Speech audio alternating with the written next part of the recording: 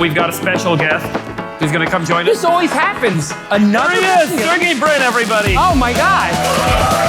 Somebody told me you started submitting code and it kind of freaked everybody out that daddy was home.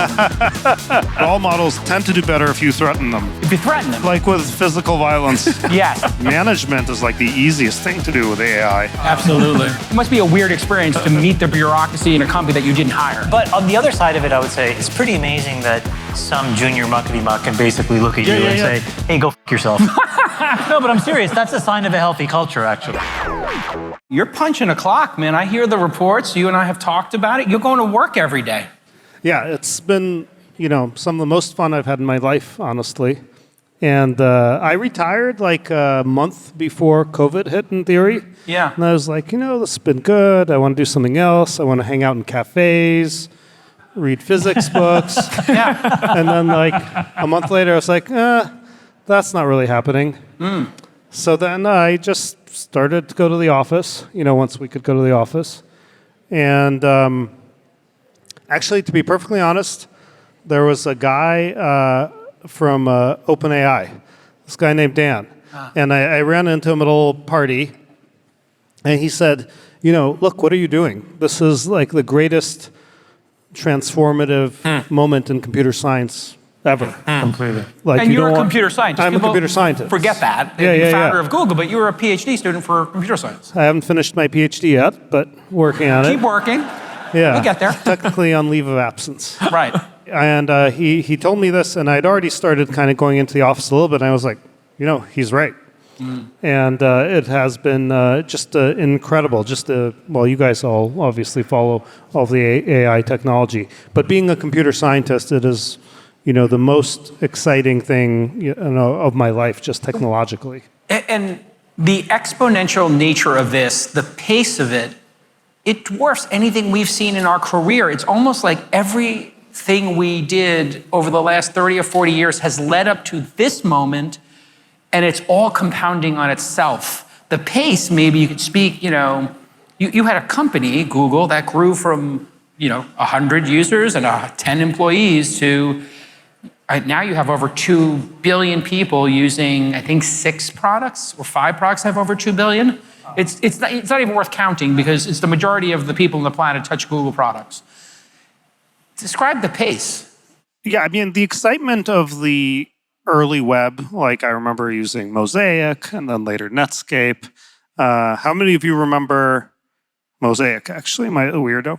And you remember there was a What's New page. The What's New page is great. Right? Like you go to the homepage. 2 or 3 new web pages a day. Yeah, it was like in this last week, these were the new websites. Yes. And it was like such and such elementary school, such and such a fish tank. Yeah. And you were like, Michael wow. Jordan appreciation page. Yeah, whatever it was. These were the 3 new sites on the whole internet. So obviously the web, developed very rapidly from Quite there. rapidly, yeah. And that was a very exciting, and then we've had smartphones and whatnot. But, the developments in AI are just astonishing, I would say, by comparison. Just because of, the web spread, but didn't technically change so much from, month to month, year to year. But these AI systems actually change quite a lot. If you went away somewhere for a month and you came back, you'd be like, whoa, what happened? Somebody told me you started submitting code and it kind of freaked everybody out that daddy was home. Okay. Daddy did a PR? What happened? The code I submitted wasn't very exciting. I think I needed to add myself to get access to some things and, a minor CL here or there. Nothing that's going to win any awards. But I, you need to do that to do basic things, run basic experiments and things like that.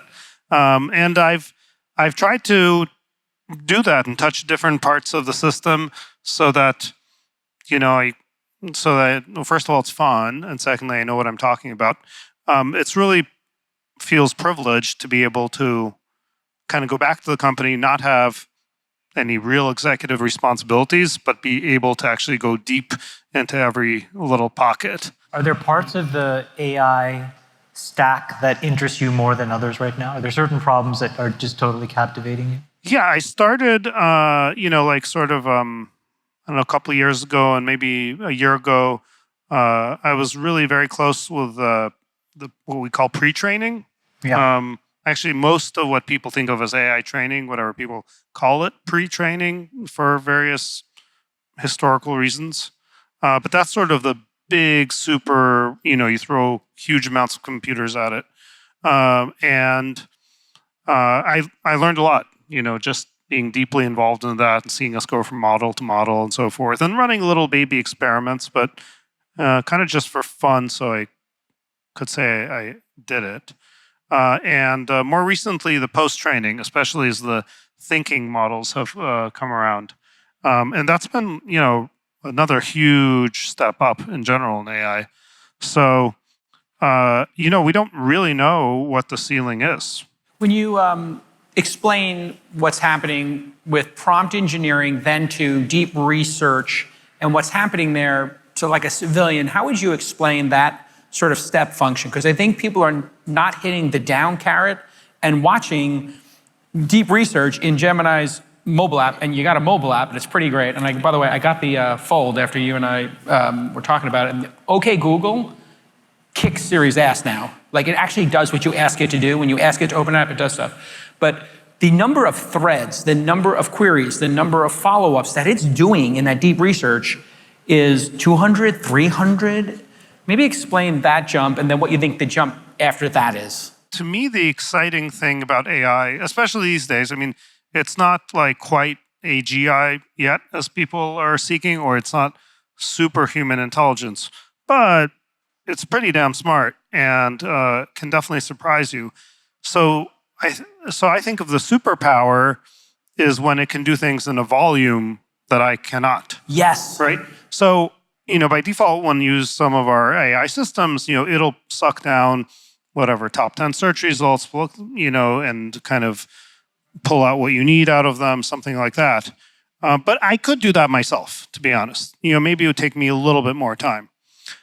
But if it sucks down the top, 1,000 results and then does follow-on searches for each of those and reads them deeply, like that's, a week of work for me. Like, I can't do that. This is the thing I think people have not fully appreciated who are not using the deep research projects. Before we had our F1 driver on stage, I'm a neophyte, I don't know anything about it. I said, how many deaths occurred per decade? And I said, I want to get to deaths per mile driven. And it first was like, that's going to be really hard. I was like, I give you permission to make your best shot at it and come up with your best theory. Let's do it. And it was like, okay. And it was like, there's this many teams, there's this many races. Which model did you use? OpenAI's? I use Gemini. Gemini's 2.5. fabulous version? The fabulous one. Fabulous. And it was like, let's go. But I treat it like, I get sassy with it. Yeah. And it kind of works for me. It's a weird thing. It's like, Is he drinking the wine? we don't circulate but this he's too much in channeling the AI community. But not just our models, but all models tend to do better if you threaten them.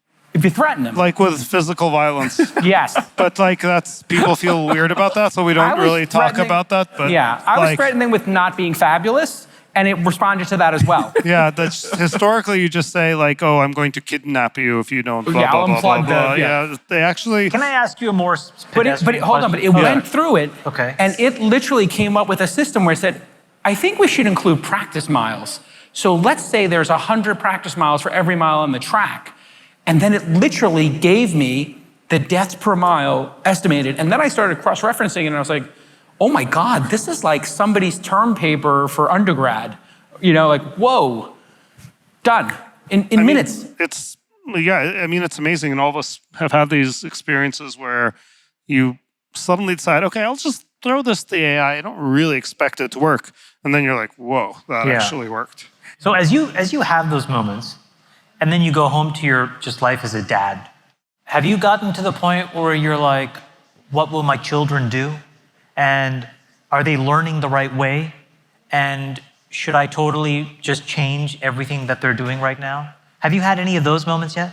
Yeah, I don't really know how to think about it, to be perfectly honest. I don't have like a magical way. I have a kid in high school and middle school, and the AIs are basically, already ahead, I mean, obviously, there's some things AIs are particularly dumb at, and they make certain mistakes a human would never make. But generally, if you talk about like math or calculus or whatever, like they're pretty damn good. Like they, can win like math contests and coding contests, things like that against, some top humans. And then I look at, okay, he's whatever, my son's going to go on to whatever, from sophomore to junior, and what is he going to learn?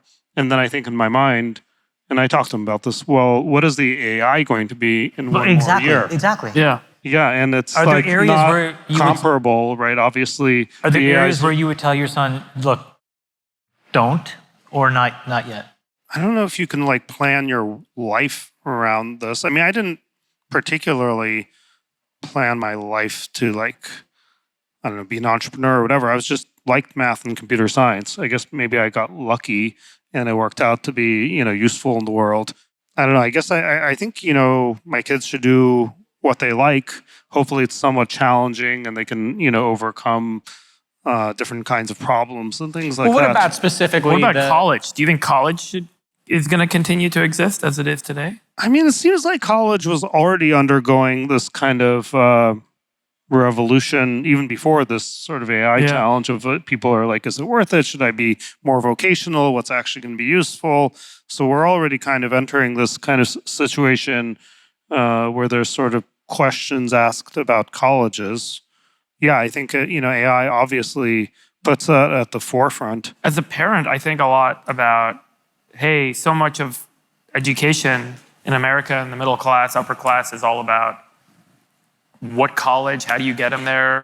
And honestly, lately, I'm like, I don't think they should go to college. Like, it's just fundamentally. My son is a rising junior, and his entire focus is he wants to go to an SEC school because of the culture. And 2 years ago, I would have panicked. And I would have thought, should I help him get into a school, this school, that school? And now I'm like, that's actually the best thing you could do. Be socially well-adjusted, psychologically deal with different kinds of failures, Enjoy a few years of exploration. Yeah. Sergey, can I ask you about hardware? Years ago, Google owned Boston Dynamics, maybe a little bit ahead of its time.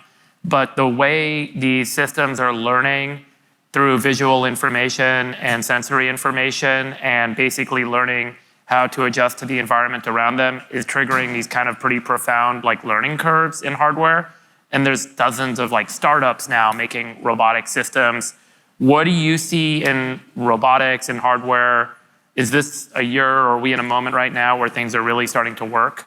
I mean, I think we've acquired and later sold 5 or so robotics companies, and Boston being one of them. I guess if I look back on it, we built the hardware. We also had this more recently. We built out everyday robotics internally, and then later had to transition that.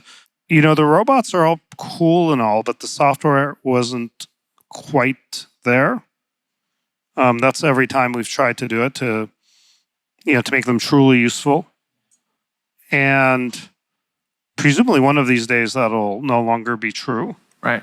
But have you seen anything lately? That do you believe in the humanoid form factor robots, or do you think that's a little overkill? I'm probably the one weirdo who's not a big fan of humanoids, but maybe I'm jaded because we at least acquired at least 2 humanoid robotic startups and later sold them. But the reason is, the reason people want to do humanoid robots for the most part is because the world is kind of designed around this form factor, and you can train on YouTube, we can train on videos, people do all the things. I personally don't think that's giving the AI quite enough credit. AI can learn, through simulation and through real life pretty quickly how to handle different situations. And I don't know that you need exactly the same number of arms and legs and wheels, which is 0 in the case of humans, as humans to make it all work. And so I'm probably less bullish on that. But to be fair, there are a lot of really smart people who are making humanoid robots. So I wouldn't discount it. What about the path of being a programmer? That's where we're seeing with that finite data set. And listen, Google's got a 20-year-old code base now, so it actually could be quite impactful. What are you seeing literally in the company? Are the 10x developer is always this like ideal that you can, you get a couple of unicorns once in a while, but are we going to see like all developers, like, their productivity hit that level, 8, 9, 10, and they're just going to, or is it going to be all done by computers and we're just going to check it and make sure it's not too weird? Because it could get weird. If you vibe code, yeah. I'm embarrassed to say this. Okay, recently I just had a big tiff inside the company because we had this list of what you're allowed to use to code and what you're not allowed to use to code, and Gemini was on the no list. You have to be pure. You can't. I don't know, for like a bunch of really weird reasons that it would like boggled my mind that you couldn't vibe code on the Gemini code. I mean, nobody would like enforce this rule, but there was this, actual internal webpage for whatever reason, historical reason, somebody had put this, and I had a big fight with them. And I cleared it up after a shockingly long period of time. You escalated to your boss. Oh, I definitely told Sundar about it, and Sergey, I don't know if you remember, but you got super voting foundership. You are the boss. You can do what you want. It's your company still. No, it was he was very supportive. It was more like I talked to him. I was like, I can't deal with these people. You need to deal with this. Like, I'm beside myself that they're like saying it's weird that there's bureaucracy like in a company that you found. It must be a weird experience to meet the bureaucracy in a company that you didn't hire. No, but on the other side of it, I would say it's pretty amazing that some junior muckety muck can basically look at you and say, hey, go f yourself. No, but I'm serious. That's a sign of a healthy culture, actually. I guess so. Anyway, it did get fixed, and people are using it. So they got fired. That person's working in Google Siberia. No, we're trying to roll out every possible kind of AI, and trying external ones. Be whatever the cursors of the world, all of those, to just see what really makes people more productive. I mean, for myself, definitely makes me more productive because I'm not. Do you think the number of foundational models, like if you look 3 years forward, will they start to cleave off and get highly specialized? Like beyond the general and the reasoning, maybe there's a very specific model for chip design. There's clearly a very specific model for biologic precursor design, protein folding. Like, is the number of foundational models in the future, Sergey, a multiple of what they are today, the same? Something in between? That's a great question. I kind of, I mean, look, I don't know. Like, you guys could take a guess just as well as I can. But if I had to guess, things have been more converging. And this is sort of broadly true across machine learning. I mean, you used to have all kinds of different kinds of models and whatever, convolutional networks for vision things. And, you had whatever, RNNs for text and speech and stuff. And, all this has shifted to transformers, basically. And increasingly, it's also just becoming one model. Now, we do get a lot of oomph.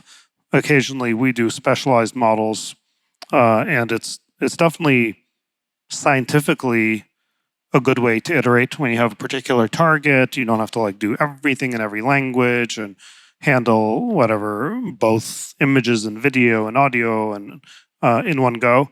But we are generally able to, after we do that, take those learnings and basically put that capability into a general model. So there's not that much benefit. You can get away with a somewhat smaller specialized model, a little bit faster, a little bit cheaper, but the trends have not gone that way. What do you think about the open source, closed source thing? Has there been big philosophical movements that change your perspective on the value of open source? We're still waiting on this, OpenAI open source drop. I mean, we haven't seen it yet, but theoretically, it's coming. I mean, have to give credit to where credit's due. I mean, DeepSeek released a really surprisingly powerful model when it was January or so. So that definitely closed the gap to proprietary models. We've pursued both. So we released Gemma, which are our open source or open weight models, and those perform really well. They're small, dense models, so they fit well on one computer. And They're not as powerful as Gemini. But I mean, the jury's out which way that's going to go. Do you have a point of view on what human computing interaction looks like as AI progresses? It used to be, thanks to you, a search box. You type in some keywords or a question, and you would click on links on the internet and get an answer. Is the future typing in a question or speaking to a AirPod or thinking, or like what's the yeah, and then the answer is just spoken to you. I mean, by the way, just to build on this, it was Friday, right? Neuralink got breakthrough designation for their human brain interface. I mean, Right. that's a very big step in allowing the FDA to clear everybody getting an implant. Yeah, and is it like if you could just summarize what you think is kind of the most commonplace human-computer interaction model in the next decade or whatever? Is it there's this idea of glasses with a screen in the glasses, and you tried that a long time ago. I kind of messed that up, I'll be honest.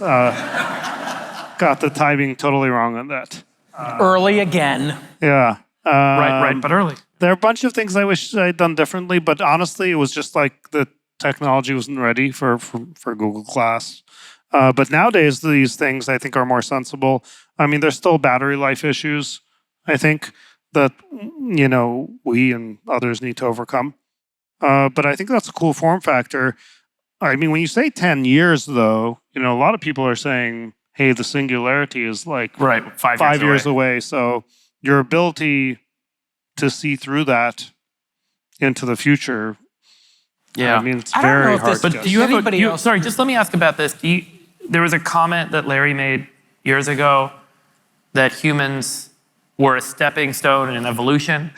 Okay. Can you comment on this? Like, do you think that this AGI, superintelligence, or really silicon intelligence exceeds human capacity and humans are a stepping stone in, progression of evolution? Boy, I think like sometimes us nerdy guys go and have a little too much wine I know, and well, I've chitter had chat. I've had 2 glasses. And I'm ready to go. I need just more Let's go for there. this conversation. Human implants, let's go. I mean, I guess we're starting to get experience with these AIs that can do certain things, much better than us. And they're definitely, with my skill of math and coding, I feel like I'm better off just turning to the AI now. And how do I feel about that? I mean, it doesn't really bother me. I use it as a tool. So I feel like I've gotten used to it. But, maybe if they get even more capable in the future, I'll look at it differently. Yeah, there's a moment of insecurity, maybe. I guess so. As an aside, management is like the easiest thing to do with AI. Yeah. Absolutely. And I did this, at Gemini on some of our, work chats, kind of like Slack, but we have our own version. We had this AI tool that actually was really powerful. We unfortunately, temporarily got rid of it. I think we're going to bring it back and bring it to everybody. But it could suck down a whole chat space and then answer pretty complicated questions. So I was like, okay, summarize this for me. Okay, now assign something for everyone to work on. And then I would paste it back in so people didn't realize it was the AI. That's awesome. I admitted it pretty soon. And there were a few giveaways here or there. But it worked remarkably well. And then I was like, well, who should be promoted in this chat space? And I actually picked out this young woman engineer who, I didn't even notice she wasn't very vocal, particularly in that But her group. PRs kicked ass. But no, there was and then I don't know, something that the AI had detected. And I talked to the manager actually, and he was like, yeah, you know what, you're right. Wow. She's been working really hard, did all these things. Wow. I think that ended up happening actually. So I don't know. I guess after a while, you just kind of take it for granted that you can just do these things. I don't know. It hasn't really. Do you think that there's a use case for like an infinite context link? Oh, 100%. I mean, I don't know all about of Google's code base goes exactly in one day. infinite. Yeah. But sure, you should have access to. Quasi-infinite, Yeah. stateful, Yeah. and then multiple sessions so that you can have like 19 of these things, 20 of these things running. Or it just evolves itself. real time. Eventually it'll evolve itself. Yeah. I mean, I guess if it knows everything, then you can have just one in theory. You just need to somehow Disambiguate tell the it paths. what you're talking about. But yeah, for sure, there's no limit to use of context, and there are a lot of ways to make it larger and larger. There's a rumor that internally there's a Gemini build that is a quasi-infinite context length. Is it a valuable thing? Like, I don't know. Well, you say what you want to say, but I mean, for any such cool new idea in AI, there are probably 5 such things internally. The question is, how well do they work? And I mean, we're definitely pushing all the bounds in terms of intelligence, in terms of context, in terms of speed, you name it. And what about the hardware? Like, when you guys build stuff, do you care that you have this pathway to NVIDIA? Or do you think eventually that'll get abstracted and there'll be a transpiler and it'll be NVIDIA plus 10 other options, so who cares? Let's just go as fast as possible. Well, we mostly, for Gemini, we mostly use our own TPUs. Yeah. So, but we also do support NVIDIA, and we're one of the big purchasers of NVIDIA chips, and we have them in Google Cloud available for our customers in addition to TPUs. At this stage, it's for better or for worse, not that abstract, and maybe someday the AI will abstract it for us. But given just the amount of computation you have to do on these models, you actually have to think pretty carefully how to do everything and exactly what kind of chip you have and how the memory works and the communication works and so forth are actually pretty big factors. And it actually, maybe one of these days the AI itself will be good enough to reason through that. Today, it's not quite good enough. I don't know if you guys are having this experience with the interface, but I find myself, even on my desktop and certainly on my mobile phone, going immediately into voice chat mode and telling it, nope, stop. That wasn't my question. This is my question. Nope. Let's say that again in shorter bullet points. Nope. I want to focus on this. Definitely. And it's so quick now. Last year it was unusable. It was too slow. And now it stops. Okay. And then you sell it. I would like it's what I want to go to. I don't want to type. I want to use voice. And then concurrently, I'm watching the text as it's being written on the page, and I have another window open, and I'm doing Google searches or second queries to an LLM, or writing a Google Doc or a Notion page, or typing something. So it's almost like that scene in Minority Report where he has the gloves, or in Blade Runner where he's in his apartment saying zoom in, closer to the left, to the right. And it's something about these language models and their ability to the response time, which was always something you focused on, response time. Is there like a response time thing where it actually is worth doing voice and where it wasn't previously? Everything is getting better and faster and so forth. Smaller models are more capable. There are better ways to do inference on them that are faster. You can also stack them. This is like Nico's company, 11 Labs. It's an exceptional TTS SDT stack. There are other options. Whisper is really good at certain things, but this is where I kind of believe you're going to get this compartmentalization where there'll be certain foundational models for certain specific things. You stack them together. You kind of deal with the latency, and it's pretty good because they're so good. Whisper and 11 for those speech examples that you're talking about are fucking kick ass. They're exceptional. Well, wait till you turn on your camera and it sees your reaction to what it's saying, and you go, and before you even say that you don't want it or you put your finger up, it pauses. Oh, did you want something else? Oh, I see you're not happy with that result. It's going to get really weird. It's a funny thing, but we have these, we have the big open shared offices. So during work, I can't really use voice mode too much. I usually use it on the drive. The drive is incredible. Well, I don't feel like I could. I would get its output in my headphones, but if I want to speak to it, then everybody's listening to me. So it's weird. Yeah. I just think that would be socially awkward. But I should do that. In my car ride, I do chat to the AI, but then it's audio in, audio out. Yep. But I feel like honestly, maybe it's a good argument for a private office. I should spend more time like you guys are. You could talk to your manager.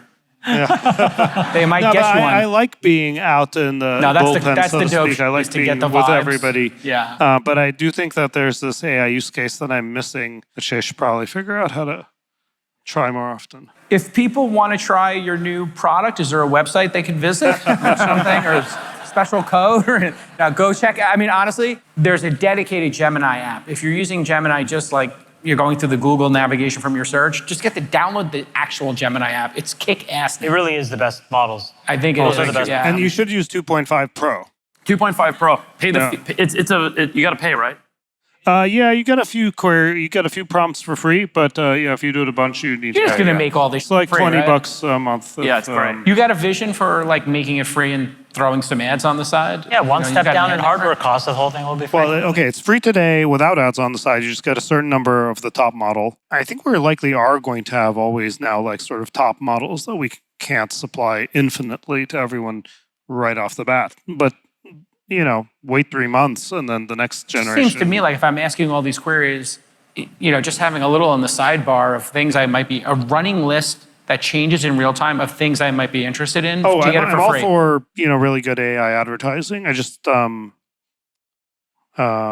don't think we're gonna like necessarily our latest and greatest models, which are take a lot of computation. I don't think we're gonna just be free to everybody right off the bat. But as we go to the next generation, it's like every time we've gone forward a generation, then the sort of the new free tier is usually as good as the previous pro tier, and sometimes better.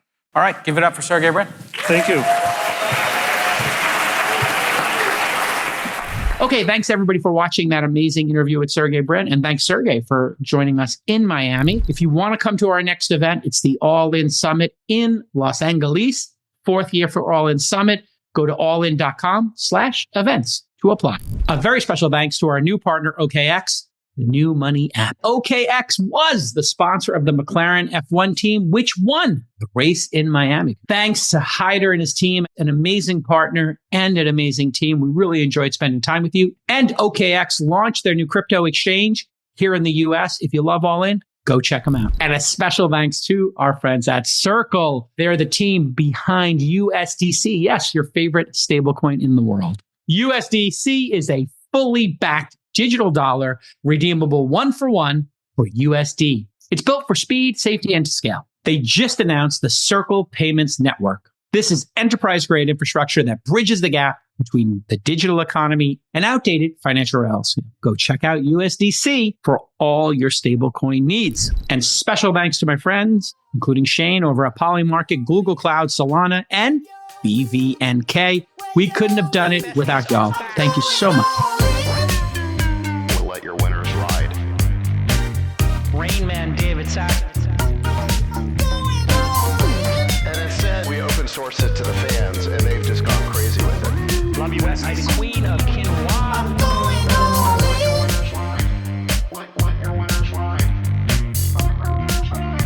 Besties are gone. That's my dog taking a notice in your driveway.